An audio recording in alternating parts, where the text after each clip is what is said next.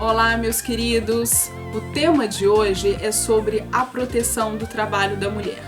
Destino esse vídeo em especial aos meus alunos, mas também a todos aqueles que desejam saber um pouquinho mais sobre esse processo evolutivo de proteção ao trabalho desta mulher. Essa mulher que, além de ser uma mulher, muitas das vezes, dona de casa, esposa, mãe, filha, ela também é uma pessoa que trabalha, uma pessoa que deseja conquistar o mercado de trabalho e muitas das vezes encontra discriminação. Discriminação por parte da sociedade, por um fator histórico, por um fator social. Essa mulher que encontra discriminação pelo fator biológico, pelo fator da maternidade.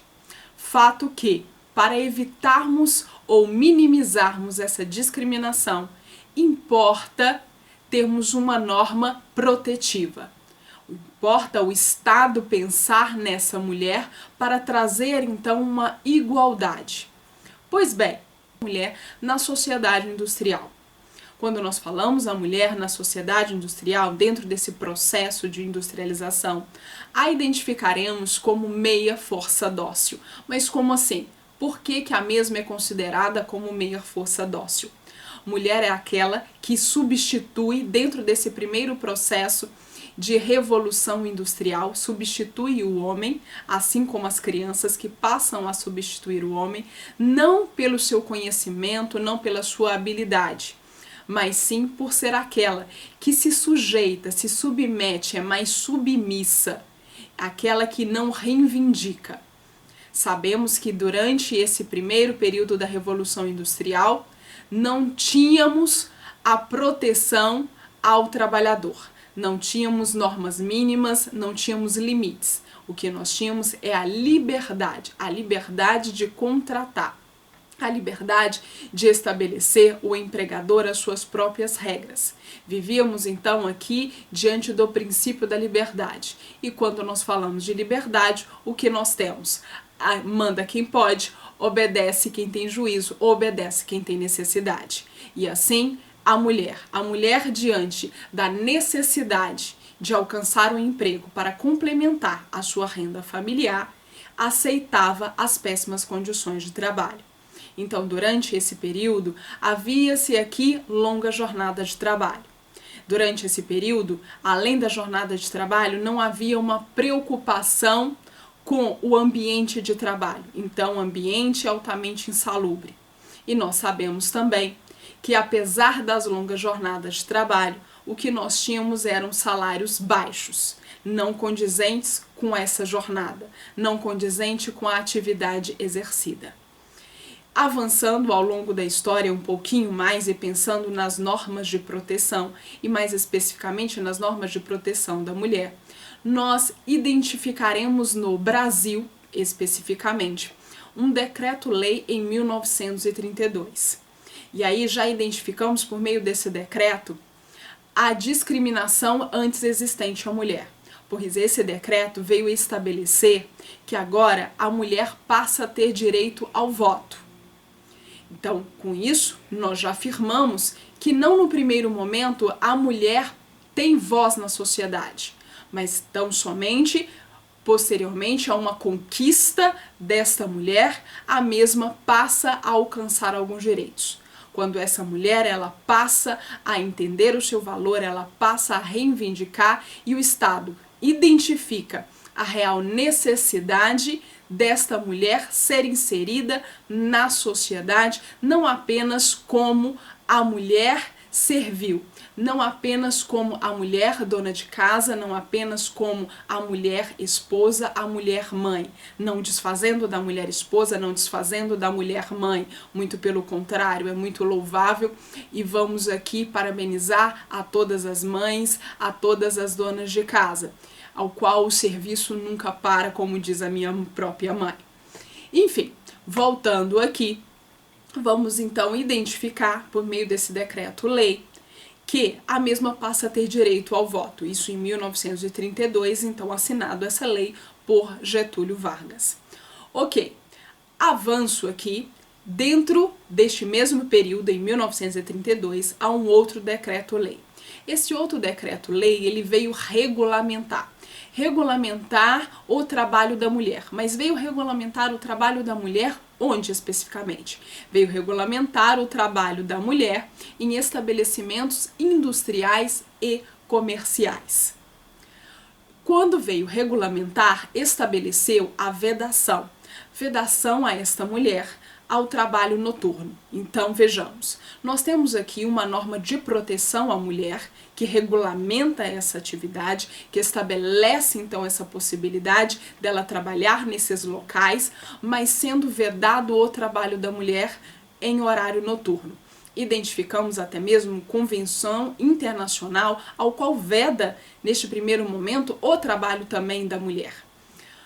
Hoje nós não falaremos mais nesta vedação, mas essa vedação ela segue para a CLT. Então, no momento em que nós tivemos a CLT, e a CLT ela foi pensada em também proteger esta mulher, veio então estabelecer esta vedação. Essa vedação é estabelecida na CLT no artigo 379 e no artigo 380. Então, quando nós falamos no decreto-lei, voltemos para o decreto-lei estabelece que veda a essas mulheres o trabalho das 22 às 5 horas, ou seja, o trabalho noturno. E aí, CLT, onde encontraríamos os artigos que falam sobre essa vedação, artigo 379 e artigo 380. Tais artigos foram revogados. Mas quando? Aí vem a curiosidade. Quando houve esta revogação? Tal revogação houve em 1989, por meio da Lei 7.855. Ok? 7.855. Maravilha.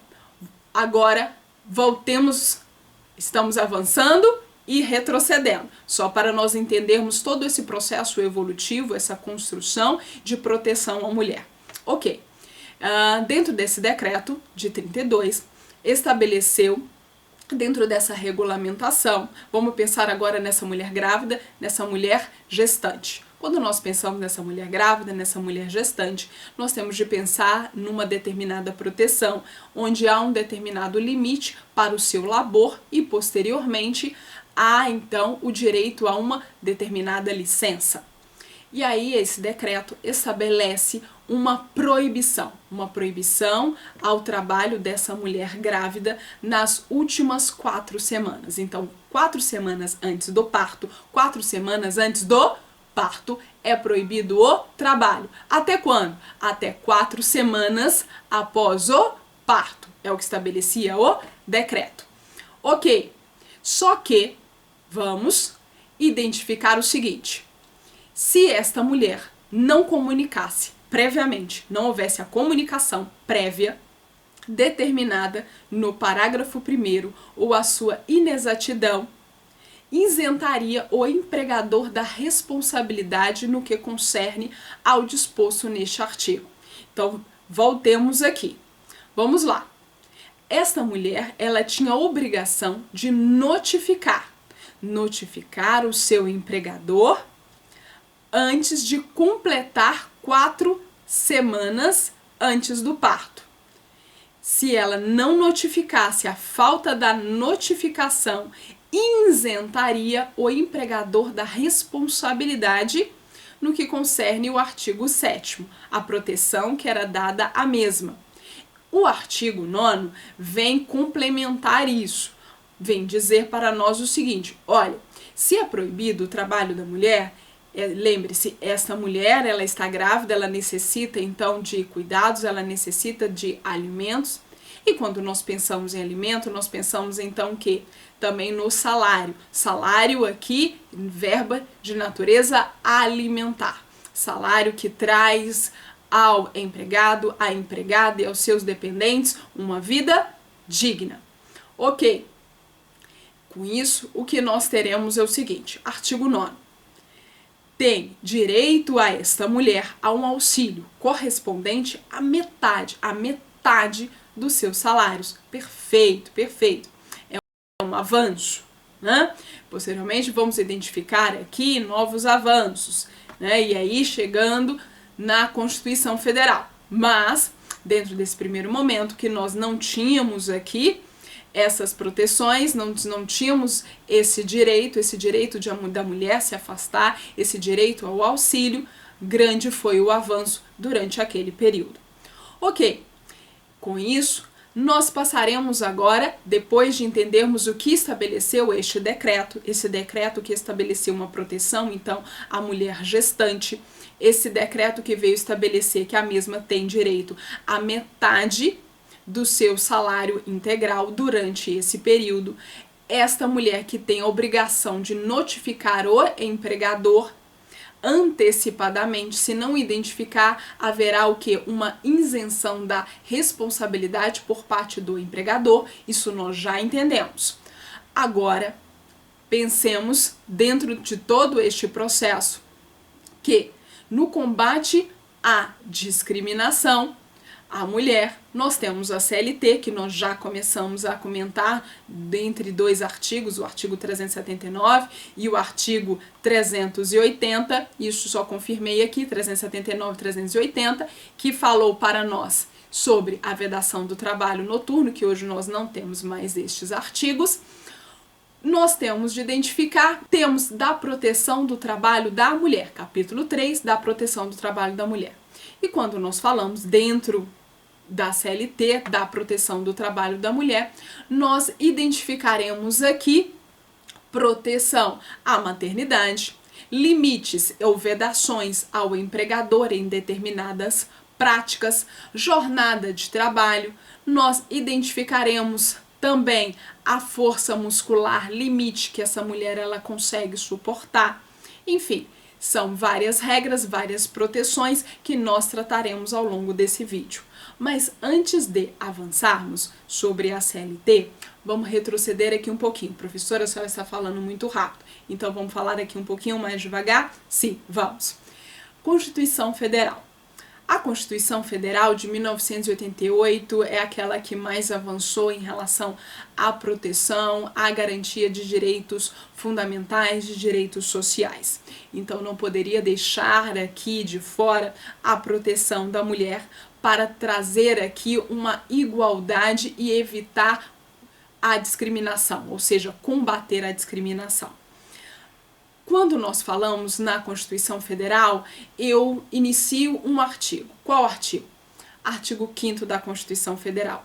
Você deve ter pensado o artigo 7º, que fala sobre o direito dos trabalhadores urbanos e rurais. Sim, falaremos sobre, mas antes pensemos no artigo 5º.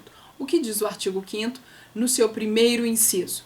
Olha só o poder constituinte. O poder constituinte já identificando a importância aqui da igualdade, do princípio da igualdade. Então, quando falamos desse grande princípio, do princípio da igualdade, nós temos direitos e obrigações para homens e mulheres. Então, não haverá mais essa diferença entre homens e mulheres. Então, o princípio da igualdade. O primeiro inciso trata sobre a igualdade.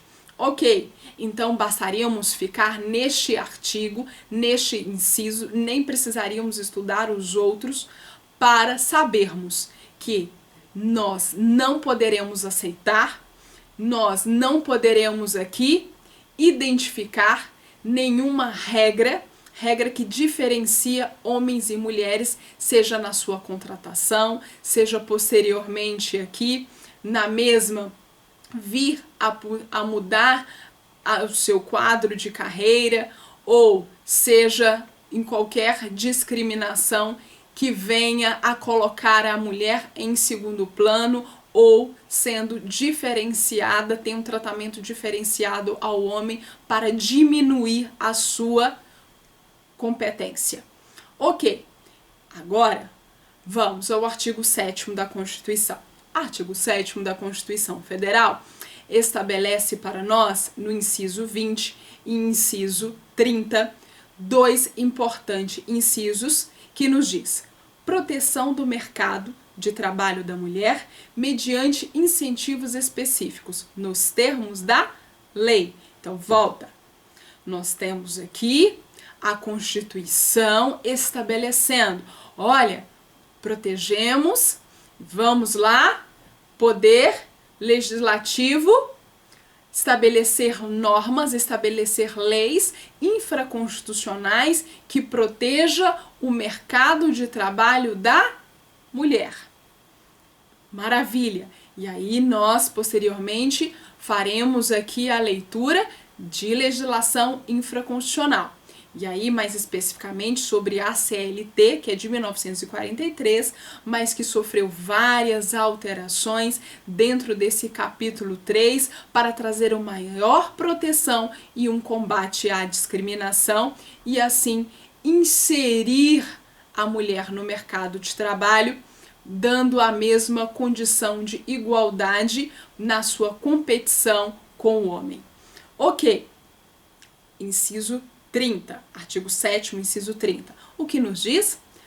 Proibição de diferença de salários, de exercício de funções e de critério de admissão por motivo de sexo, idade, cor ou estado civil. Então veja bem, esse é um inciso que não fala simplesmente sobre a proteção à mulher, quando nós falamos sobre o motivo de sexo, mas também motivo de idade, cor, estado civil, enfim, quando nós pensamos em, vamos agora, puxar então aqui para o nosso tema. Quando nós falamos sobre duas pessoas exercendo a mesma atividade, com a mesma perfeição técnica, para o mesmo empregador, no mesmo estabelecimento comercial, onde a contratação entre estas duas pessoas tem uma diferença inferior a 4 anos e na atividade tem então inferior a 2 anos, não há de falarmos em diferença nos salários, a não ser que tenhamos quadro de carreira. Então, essa empresa que tenha quadro de carreira, e aí nós vamos então esquecer o que eu acabei de mencionar, que é considerar a época de contratação entre esses dois empregados e a época que os mesmos estão exercendo a atividade e a qualidade e a mesma perfeição técnica. Professora, a senhora está conceituando isso mesmo. Eu estou conceituando equiparação salarial. Equiparação salarial que está artigo 461 da CLT. O artigo 461 fala sobre equiparação, e aí vocês já estão percebendo que eu já conceituei conforme a reforma, fazendo aqui então as alterações, porque quando nós falamos de equiparação, nós temos agora de pensar que essas duas pessoas estão trabalhando para o mesmo empregador, mas dentro do mesmo estabelecimento comercial. Então tem de ser no mesmo estabelecimento comercial. E também eu tenho de agora, dentro dessa novidade, de pensarmos também na contratação entre o empregado A e o empregado B. Então a empregada B, que deseja a equiparação salarial, ela tem de pensar quando que esse empregado A foi contratado. Se a diferença não for superior a 4 anos, ponto positivo. Agora eu tenho de pensar na atividade. Se a diferença de atividade não for superior a 2 anos, outro ponto positivo. E aí eu tenho de findar nesses pontos positivos de não ter quadro de carreiras. Porque o primeiro que eu deveria falar, e agora eu não cheguei a mencionar nesse primeiro momento, só antes da minha primeira fala, que a mesma qualidade, a mesma perfeição técnica. Ah, certamente, falou que a mulher, com certeza, mesma perfeição técnica, mesma qualidade. Certo, mulheres? Por favor, Então, vamos lá. Deixemos aqui, de brincadeiras à parte, mas é uma verdade. Toda mulher, ela é dedicada. Olha, todos que estão assistindo esse vídeo, o compromisso que tem de ter, com a nossa categoria. Vamos lá. Equiparação salarial. Por que eu estou falando sobre equiparação salarial? Porque nós temos o parágrafo 6º. Parágrafo 6º que nos diz sobre possível discriminação. Parágrafo 6º. No caso de comprovada discriminação por motivo de sexo ou etnia, o juízo determinará, além do pagamento das diferenças salariais devidas, multa em favor do empregado discriminado no valor de 50% do limite máximo dos benefícios do regime geral de previdência social. Então, o que nós temos é, além do pagamento da diferença salarial, nós temos de identificar a multa. Multa essa no valor de 50% do limite máximo dos benefícios do regime geral de previdência social. Ok? Então, duas consequências para o empregador: pagamento das diferenças salariais e a sua multa no valor de 50% do benefício geral do regime da Previdência Social. Contudo, infelizmente, apesar de nós termos esta proteção essa que inicia-se na Constituição, então a Constituição ela veio proteger a mulher e posteriormente nós identificamos essa proteção em normas, em leis infraconstitucionais, nós identificamos ainda essa mulher tendo um salário inferior ao homem. Apesar dessa mulher estar constantemente buscando se qualificar para ingressar no mercado de trabalho. Nós identificamos também, infelizmente, que a depender do cargo, nós temos aqui a predominância de homens e não de mulheres. Quando nós falamos especificamente sobre cargo de gestão, poucas são as mulheres em cargo de gestão nas grandes empresas. O que se diferencia quando nós falamos da mulher no setor doméstico. E aí nós já passamos a identificar como que a sociedade enxerga esta mulher. Essa mulher que ela tem competência, ela serve para adentrar esse setor doméstico, ou seja, para servir, para cuidar, para limpar, mas a mesma não teria tanta competência, tanta habilidade para gerir uma determinada empresa. É o que nos diz quando nós temos poucas mulheres no cargo de gestão. Pois se nós identificamos que a mulher está se qualificando, se ela está se qualificando, quer dizer que ela poderá ou terá o mesmo direito de concorrer à mesma vaga e alcançar. O porquê que ela não está alcançando? E aí vem o ponto de interrogação. E aí poderíamos então ter uma única resposta: a discriminação. Discriminação esta que vem ao longo da nossa história e ainda continua nos dias atuais. Vamos agora confirmar isso que eu acabei de mencionar. O que eu acabei de mencionar? A mulher está se qualificando. A mulher, infelizmente, ganha aqui um salário inferior ao homem.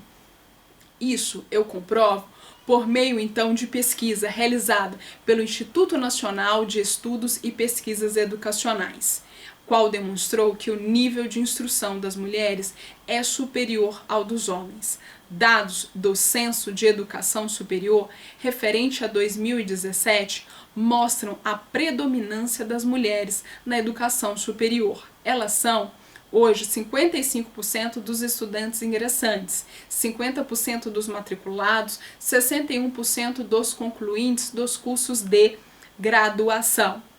É só pensarmos um pouquinho, eu tenho certeza que vocês já estão pensando nisso, vocês estudantes.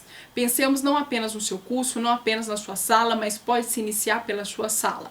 Hoje na faculdade, o que nós temos? Mais homens ou mais mulheres? Certamente você responderá: mulheres.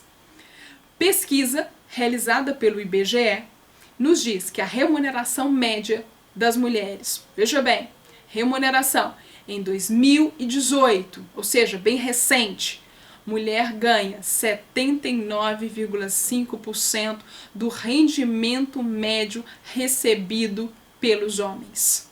É triste, mas essa é a nossa realidade. E se pensarmos aqui dentro da área jurídica, mulheres dentro da hierarquia do judiciário, desenha-se um contorno de uma pirâmide, frequentes na base, que elas se tornam progressivamente raras nos pavimentos altos, que eu volto a ressaltar sobre isso ao final do nosso vídeo. Infelizmente, nós temos ainda, dentro da nossa sociedade, ainda muita discriminação. E o que é discriminação? Discriminação essa que tende-se a combater, ou que se busca combater, até mesmo por meio de organizações internacionais, que já identifica que por um critério ou outro há essa discriminação. E aí nós temos a Convenção 111 da OIT, Organização Internacional do Trabalho. E quando eu falo nessa convenção, eu falo que o Brasil ratificou essa convenção. E o que nos diz em relação ao combate da discriminação? O que é discriminação? Vem dizer toda distinção, exclusão ou preferência com base em raça, cor, sexo, religião, opinião política, nacionalidade ou origem social, que tenha por efeito anular ou reduzir a igualdade de oportunidade ou de tratamento no emprego ou profissão. Então voltemos, quando falamos da discriminação, agora finalzinho dessa linha A, que tenha por efeito anular ou reduzir a igualdade de oportunidade ou de tratamento no emprego ou profissão. Dentre essa discriminação ou essa distinção, temos o critério do sexo. E aí, pensemos na Convenção 100 da OIT. A OIT fala mais especificamente sobre a proteção da mulher, sobre a proteção em relação ao seu salário. E ali estabelece salários iguais, remuneração igual para homem e mulher.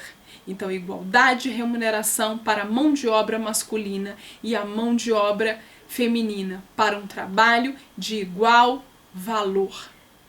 Então, o que nós temos? Legislação interna estabelecida na Constituição Federal, nossa Carta Maior, CLT estabelecendo essa proteção, e também nós temos agora de pensar no direito internacional. Direito internacional, OIT, Organização Internacional do Trabalho. Qual convenção? Convenção 111, que fala especificamente sobre o salário. E Convenção 100, que veda toda e qualquer discriminação. Duas convenções ratificadas pelo Brasil. Ok, agora vamos retomar aquilo que nós já iniciamos a tratar. Iniciamos a falar sobre a mulher gestante. Então falemos sobre a proteção à maternidade, para evitar a discriminação e para proteger não apenas a gestante, mas também proteger o nascituro, este incapaz, este que não veio, que não tem personalidade jurídica, mas a lei protege o nascituro. E assim, pensemos no artigo 6º, no artigo 7º da Constituição Federal. Artigo 6º da Constituição Federal, que fala sobre os direitos sociais, fala sobre a proteção à maternidade. Então, direitos sociais. Artigo 7º da Constituição Federal. Artigo 7º fala mais especificamente no seu inciso 18, e aí fala sobre a proteção também à maternidade. E indo para a CLT que vem então de encontro com essa proteção constitucional, estabelece a proteção a esta mulher, proteção a essa gestante, e veio estabelecer que a mesma tem direito ao afastamento. Afastamento, então nós estamos agora a pensar na sua licença. E aí o que nós temos é que a empregada deve, mediante atestado médico, notificar ao seu empregador da data do início do afastamento do emprego, que poderá ocorrer entre o 28º dia antes do parto e a ocorrência deste. Então, quando pensamos nessa mulher, quando pensamos no afastamento, nessa licença, quando ela se dará, ela poderá ocorrer antes do parto. Quando antes do parto? Entre o 28º dia antes do parto. Mas isto pode ser até antes do 28º dia, até 2 semanas antes. E aí, quando nós pensamos no retorno às suas atividades, essa mulher que estará de licença, isso pode se estender para mais 2 semanas, 2 semanas a mais do que a lei estabelece desta licença. Qual o prazo da licença? Qual o prazo? Prazo de licença de 120 dias. Isso mesmo.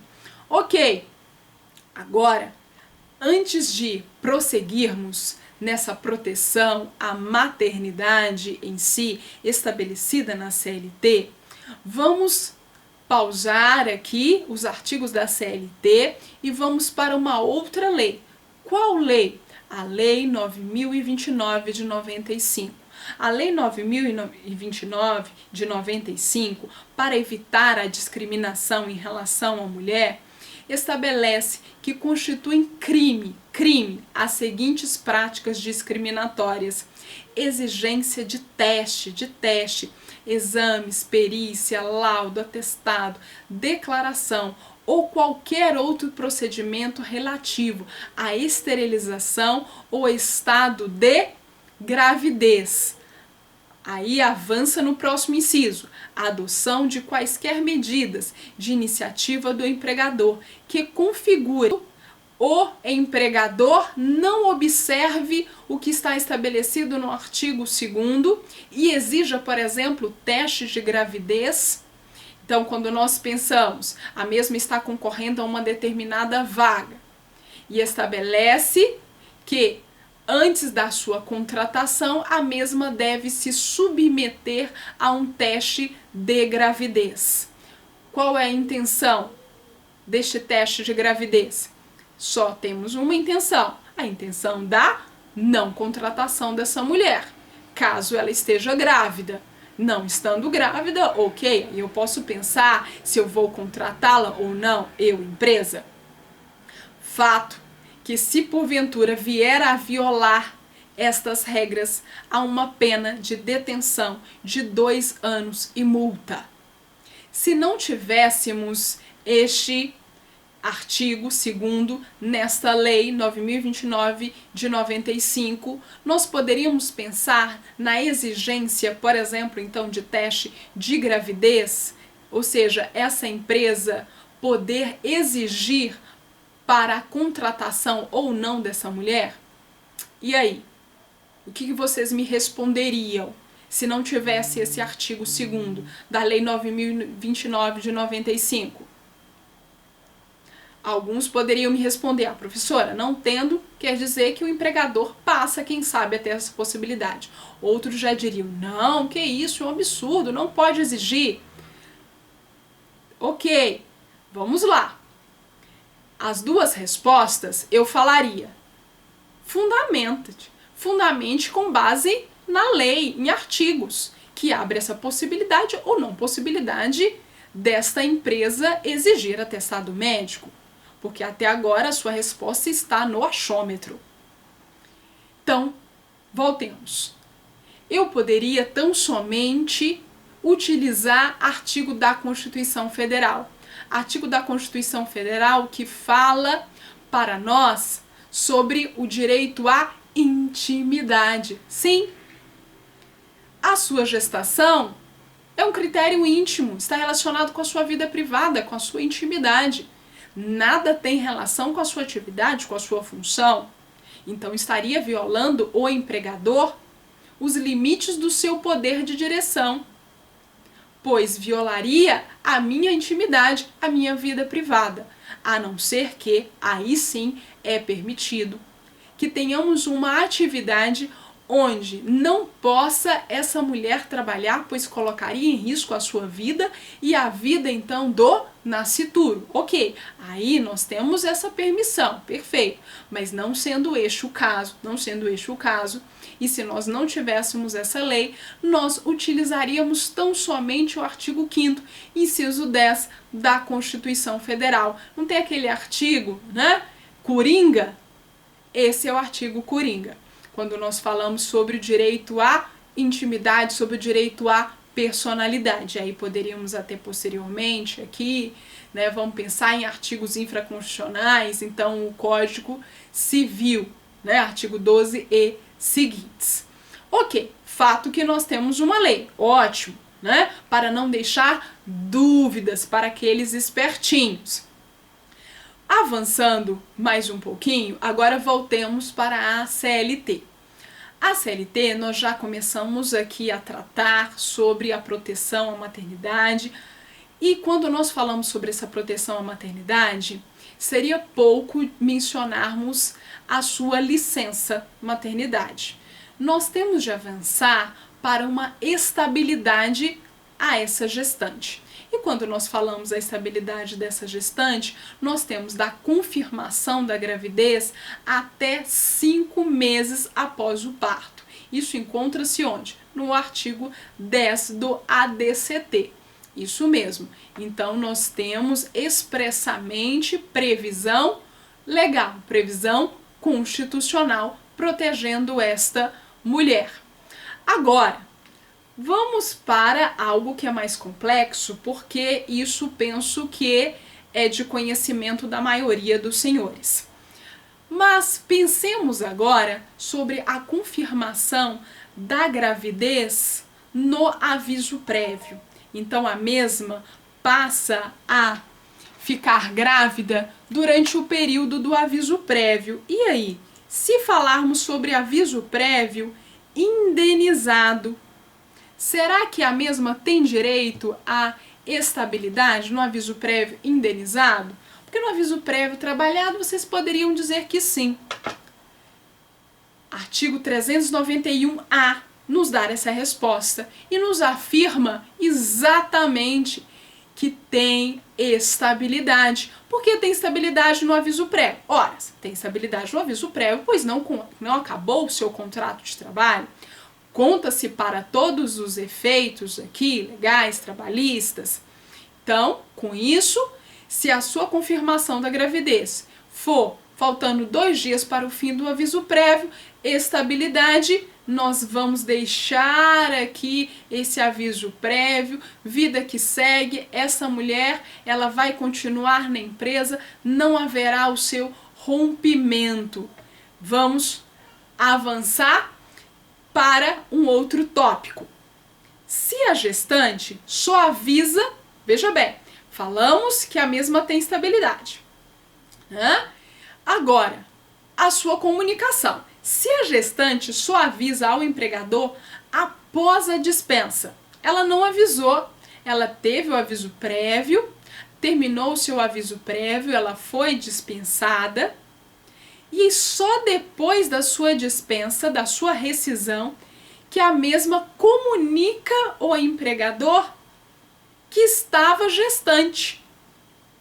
E aí, tem estabilidade? Se a sua... Aí vamos lá. Ela foi dispensada por justa causa ou sem justa causa? Foi uma dispensa arbitrária ou não? A gravidez, ela era pré-existente? Tem como confirmar isso?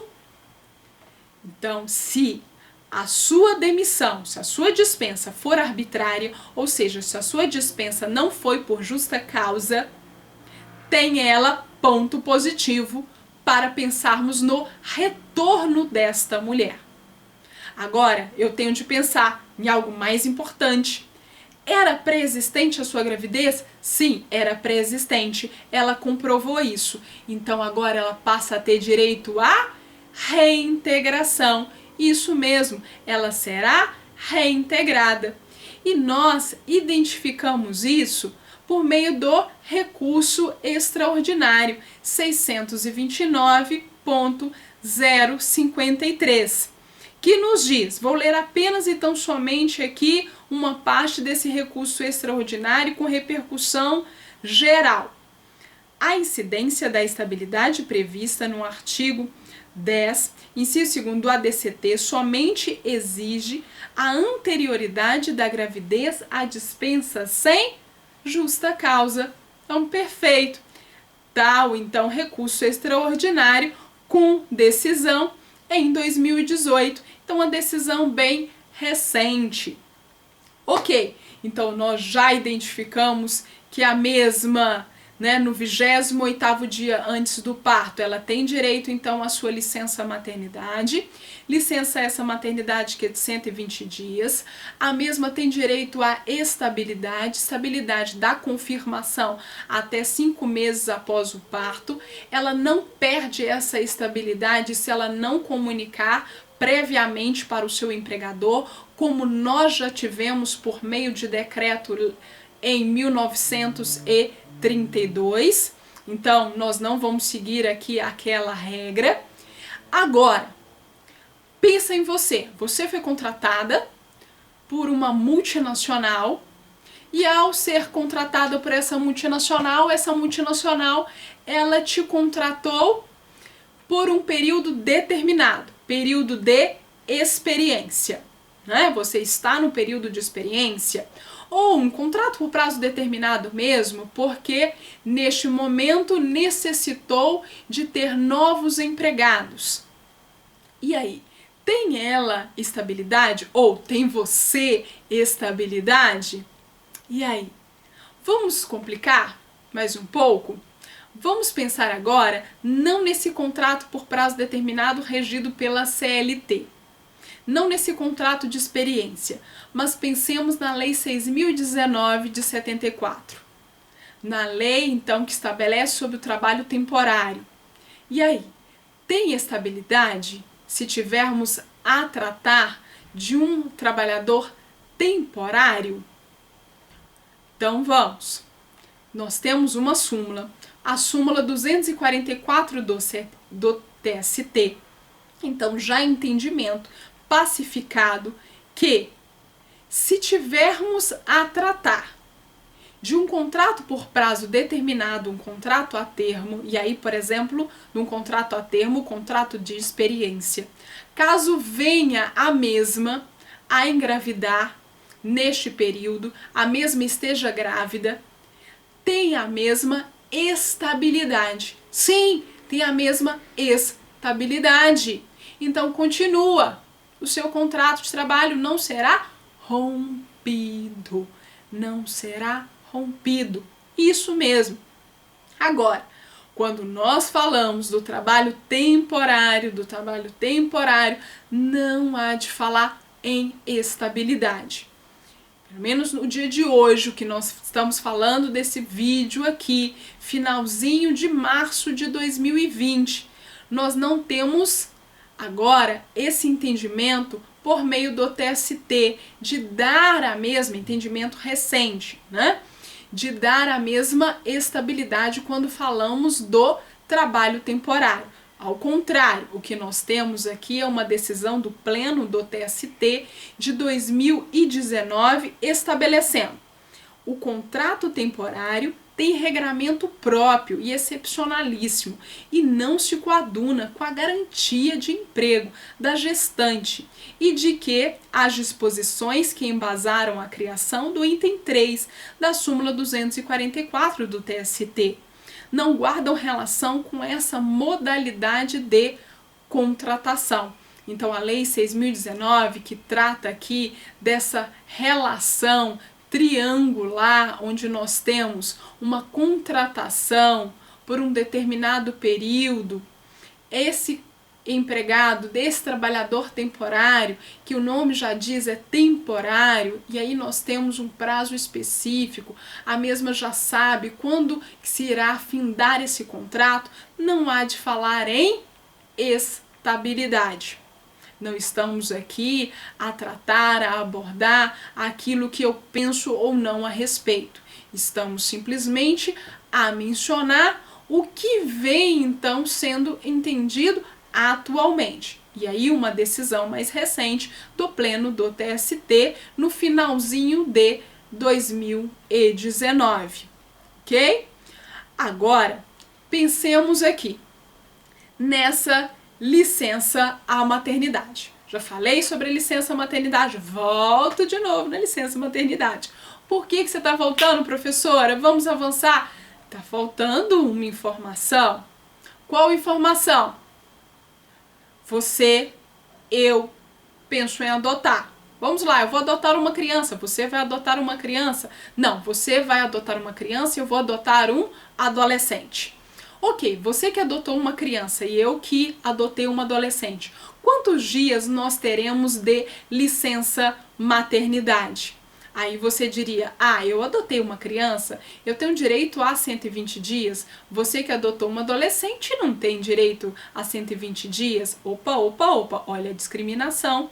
Sim, nós temos direito à licença maternidade, sim, de 120 dias. Então, o mesmo prazo, o prazo de 120 dias. Isso mesmo. Agora, o que nós temos de pensar é o seguinte: esta mulher que adota uma criança ou adota uma adolescente, conforme estabelece no artigo 392-A, que a mesma tem os mesmos direitos, ou seja, a mesma quantidade de dias, os mesmos 120 dias. Ok, agora vamos pensar em uma fatalidade. Essa mulher, ela vem a óbito 10 dias após o parto. E aí ela só usufruiu da sua licença maternidade por 10 dias. Teria então aqui mais 110 dias. Com quem ficará essa criança? Com o pai. O pai que é o esposo, o pai que é o companheiro, o pai que reconheceu e que não abandonou essa criança. Tem ele direito agora a esse restante da licença maternidade? Sim, e eu aplaudo o legislador neste avanço. Tem direito a este companheiro, este cônjuge, esse que é o pai dessa criança, que não abandonou essa criança que encontra-se viva, pois quem foi a óbito foi apenas a mulher. Este companheiro, que é um companheiro empregado, esse cônjuge que é empregado, terá direito ao gozo de licença pelo todo o período de licença maternidade ou pelo período restante, no meu exemplo, pelos 110 dias. Agora, pensemos no salário maternidade. No salário maternidade dentro ainda deste nosso assunto, do falecimento da genitora. Vindo então a falecer, tem direito agora ao salário maternidade este pai, este companheiro, esse cônjuge terá direito à licença ao salário maternidade. Lei 8.213 de 91 fala sobre o salário maternidade, do artigo 71 ao artigo 73. E neste tópico mais específico, no artigo 71b, e que nos diz o seguinte: no caso de falecimento da segurada ou segurado que fizer jus ao recebimento do salário maternidade, o benefício será pago por todo o período ou pelo tempo restante a que teria direito ao cônjuge ou companheiro sobrevivente, que tenha a qualidade de segurado, exceto no caso do falecimento do filho ou de seu abandono, observadas as normas aplicáveis ao salário maternidade. Então, voltemos aqui. Tem direito ao salário maternidade o cônjuge ou companheiro no caso de falecimento da segurada? Sim, desde que, vamos lá, não haja abandono, não haja falecimento do filho e que esse cônjuge ou companheiro tenha a qualidade de segurado, Ok. Agora, pensemos numa outra questão. Vamos considerar que essa mulher, ao descobrir que está grávida, passa a repensar na sua vida e o seu sonho sempre foi ser mãe. Este é o seu maior sonho. E agora esse sonho, ele está prestes a se tornar uma realidade. E neste sonho, ela não deseja mais trabalhar. Ela quer se dedicar exclusivamente a essa gestação, a este filho que irá nascer. Ela pode pedir demissão e terá validade esta demissão? Tem validade o pedido de demissão da gestante? Vamos pensar numa outra situação. Nós tínhamos por debaixo dos panos antes acordo, né? Mas agora nós temos na CLT o artigo 480A, que estabelece a rescisão em comum acordo. Será que, se a mulher estabelecer um acordo com seu empregador para sua demissão, eu posso considerar válido? Quando eu pergunto isso é importante nós termos essa resposta para trazer uma segurança para a empresa que aceita esta demissão, empresa essa que faz esse acordo com essa empregada, né?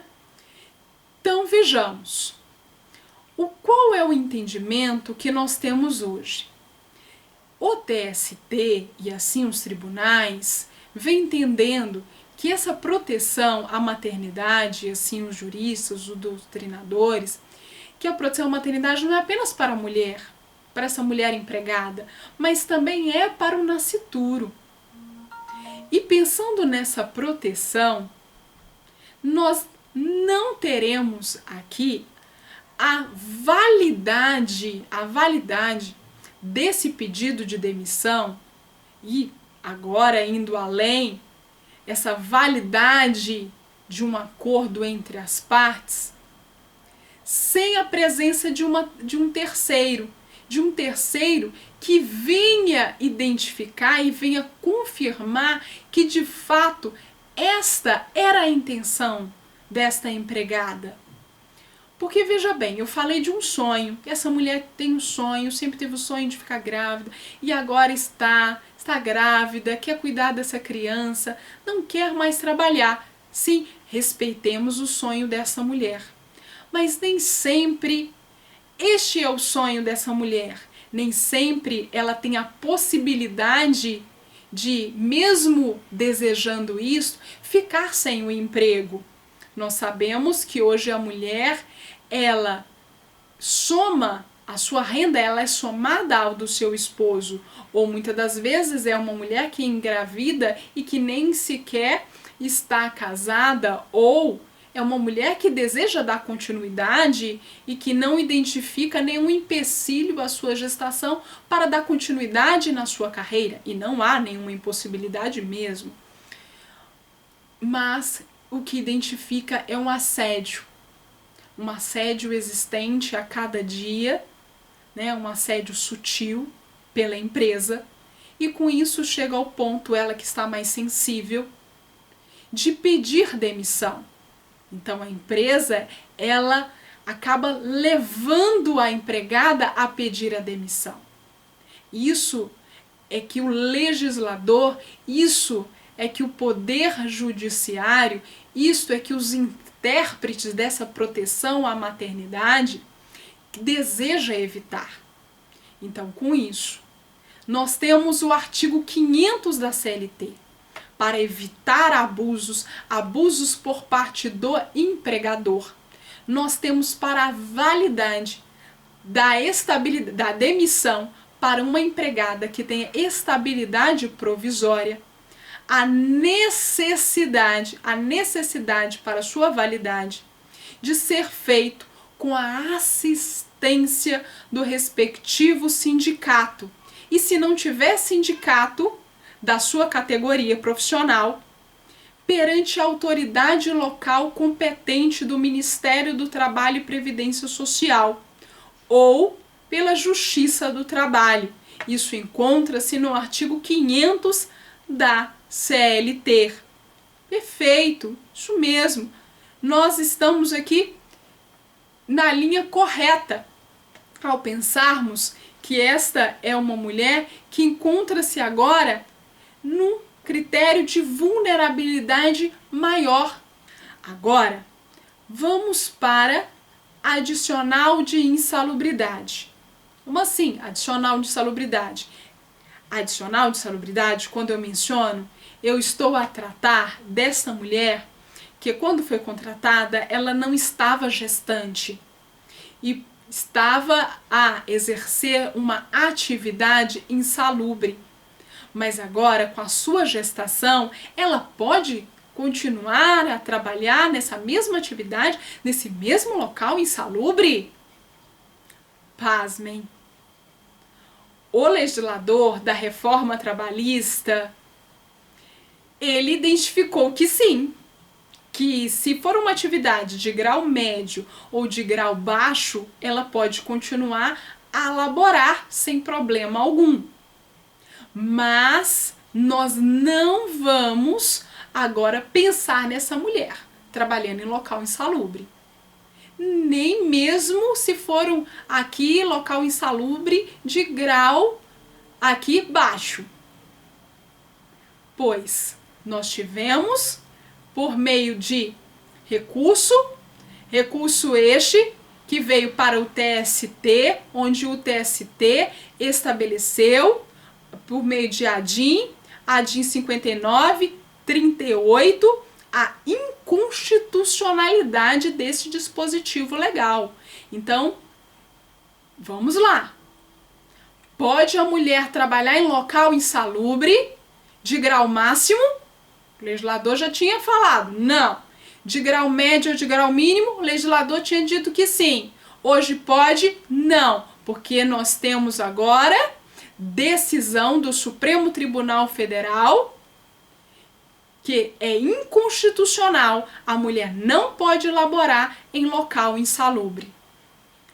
Certo, professores, já entendemos, ela não vai trabalhar em local insalubre, mas como fica esse adicional? Ela perde o adicional, uma vez que ela terá de ser realocada, ela começará a fazer outras funções? Ela não perde, ela continuará recebendo o adicional de insalubridade. Então, onde eu encontro isso? Artigo 394-A da CLT. Feito? Agora, essa criança nasceu para a alegria dessa mãe, para a alegria desse pai e de toda a família. Essa mulher ficou de licença maternidade, acabou a licença, volta para o seu trabalho, vida que segue.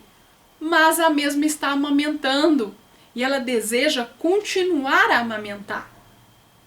E aí, tem ela algum direito quando nós falamos dessa amamentação?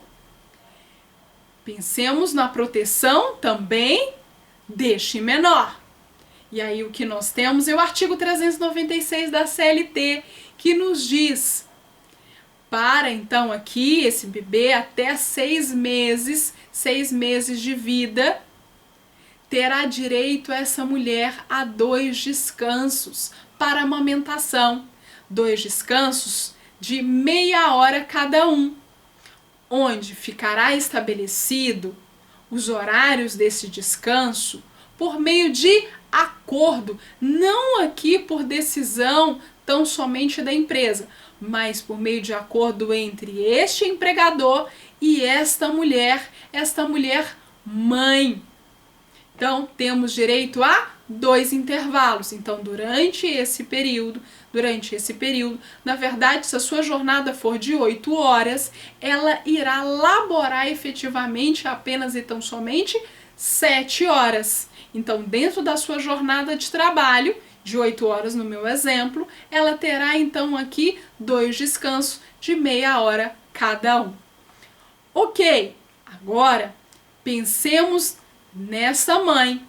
Esta mãe que não tem a possibilidade de deixar, ou não deseja, enfim, deixar a sua filha, o seu filho, com um avô, com a avó, com uma babá, com uma empregada, com o seu esposo, enfim. Ela tem de deixar com alguém, ela não pode levar para a empresa, essa criança não vai trabalhar junto com ela. E aí o que nós temos? Nós temos uma previsão constitucional, artigo 7º da Constituição Federal, artigo 7º da Constituição traz o inciso 25, e o inciso 25 nos diz assistência gratuita aos filhos e dependentes desde o nascimento até 5 anos de idade em creches e pré-escolas. Isso mesmo, assistência gratuita aos filhos e dependentes. Até qual idade? Até 5 anos, ok? Então, até 5 anos, ela terá direito à creche, ela terá direito à pré-escola, ou seja, uma assistência gratuita. Perfeito! Constituinte, aplausos! Agora, voltemos para a CLT e vamos continuar nessa proteção aqui dessa criança. Essa criança que tem um papai, que tem a mamãe, que trabalha. Vamos. Essa criança necessita ir ao médico? Sim. Então, a Associação de Pediatria vem estabelecendo então isso. E aí? Esse papai, essa mamãe terá direito de se ausentar do seu trabalho, sem prejuízo do salário, para levar então esse filho ao médico.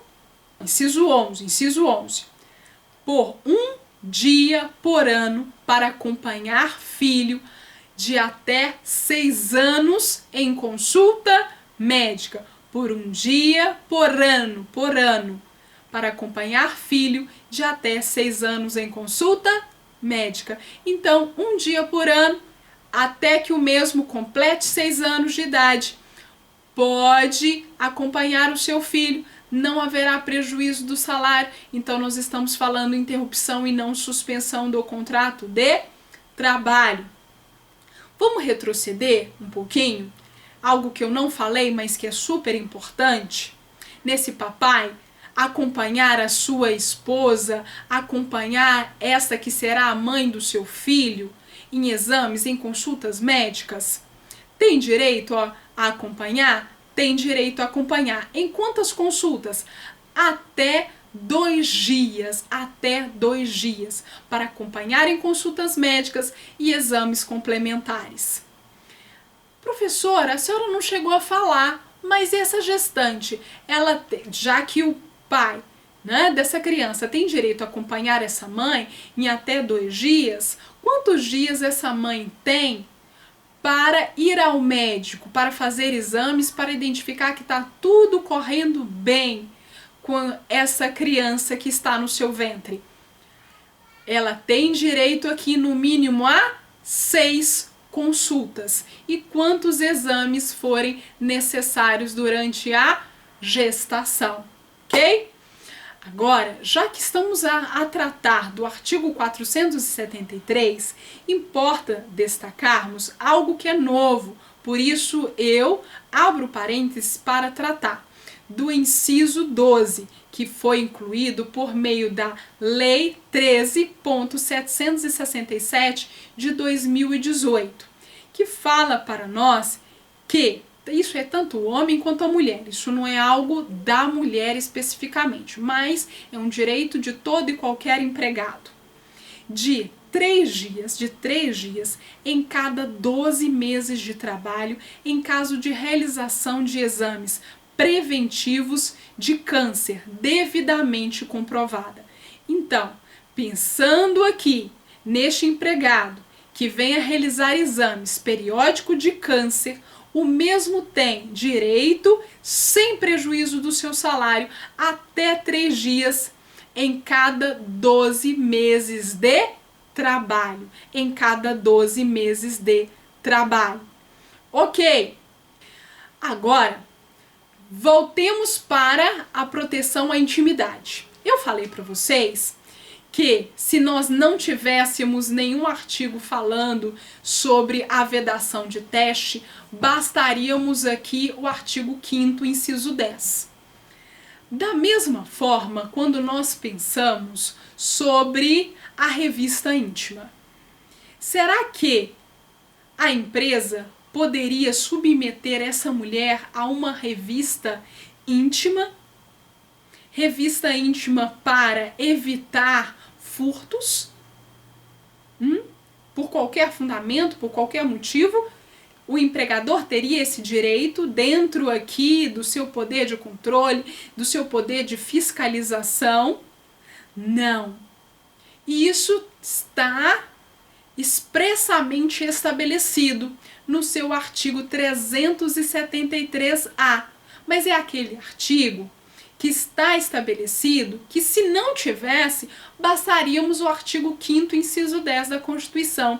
Violação à intimidade, violação à vida privada e, se violado, direito a danos morais e materiais.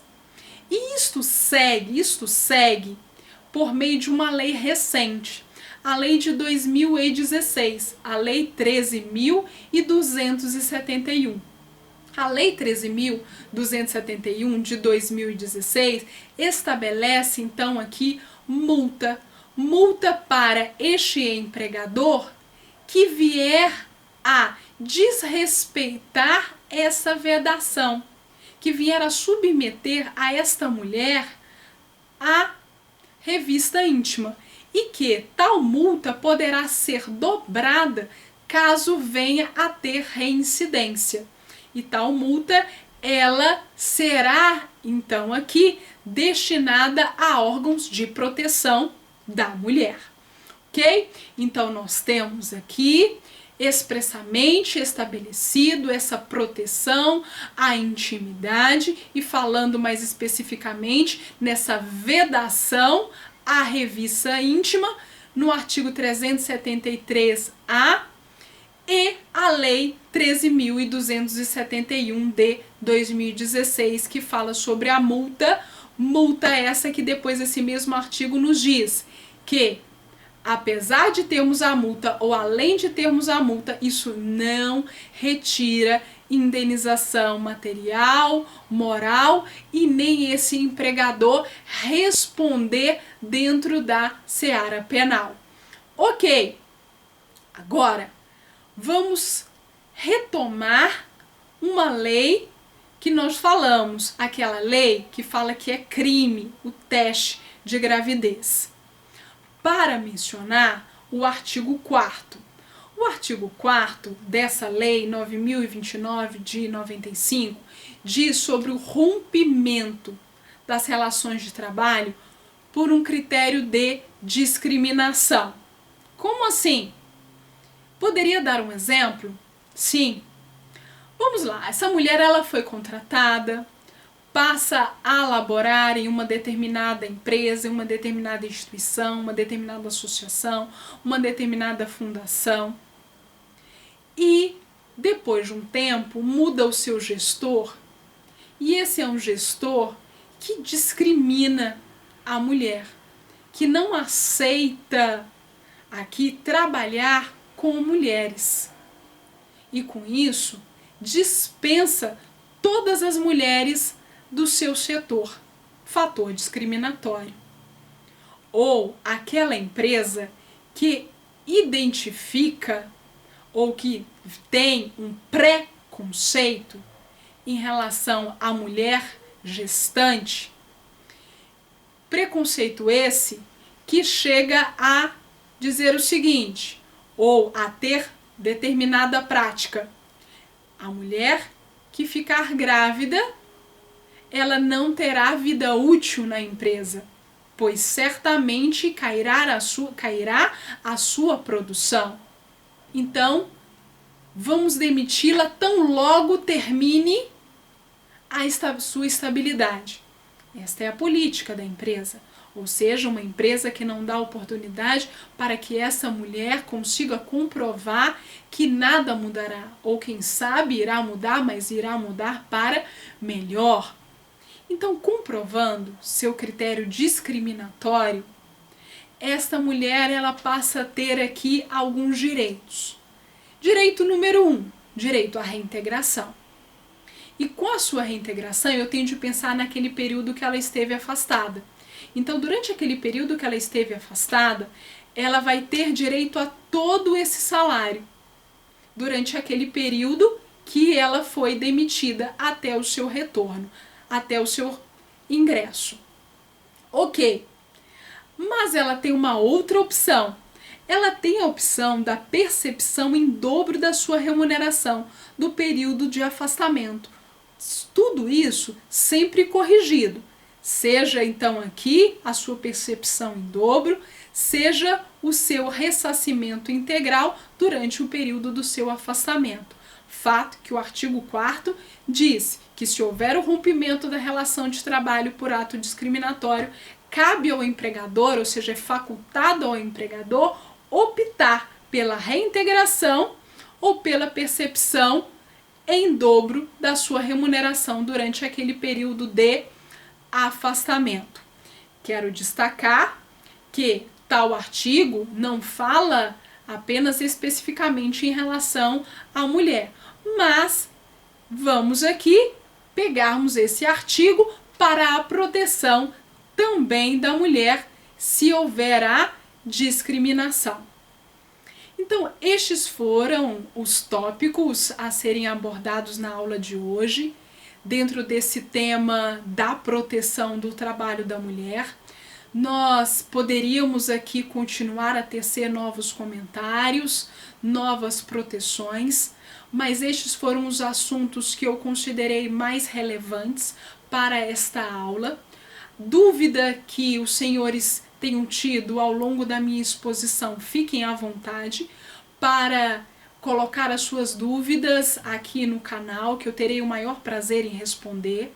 Aqueles que são os meus alunos, fiquem à vontade de mandar e-mail para tanto meu e-mail institucional, o meu e-mail pessoal.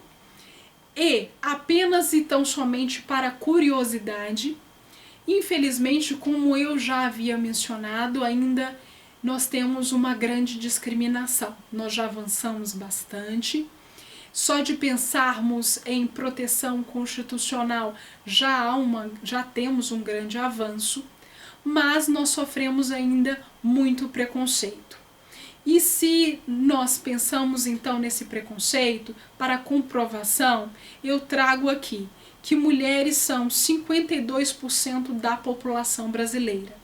Então a mulher está em um maior número, não apenas nas faculdades, como eu acabei de mencionar, em relação à sua qualificação, mas também pensando a nível de população. Apesar disso, o que nós temos? Dos 11 ministros do Supremo Tribunal Federal, temos apenas 2 mulheres. Dos 27 ministros do TST, Tribunal Superior do Trabalho, apenas 5 mulheres. E agora, no biênio 2020 a 2022, nós temos a primeira mulher a presidir o TST. A primeira. Pensando no poder legislativo, e aí indo para a Câmara dos Deputados, as mulheres ocupam apenas 15% dos cargos. No Senado, apenas 12%.